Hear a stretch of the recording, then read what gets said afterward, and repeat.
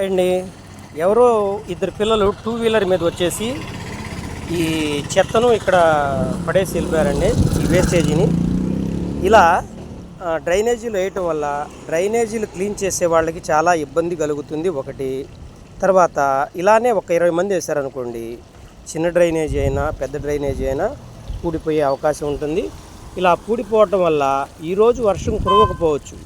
ఇది పూర్తిగా ఒక 100 మంది వేసిన తర్వాత పూడిపోయిన తర్వాత వర్షాలు కురిసినప్పుడు మరి ఈ డ్రైనేజీ నిండిపోయి వీధులు నిండిపోతాయి. అలా వీధులు నిండినప్పుడు వీధుల్లో గోతులు మనకి కనిపించకుండా పోతాయి.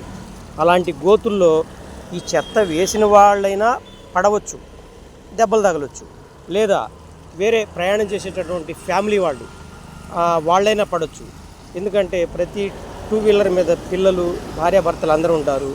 వాళ్ళు పడిపోవటం వల్ల ఆ వర్షపు నీరు వీధిలో మరి బలమైన గాయాలు అటువంటివి కూడా తగులుతాయి.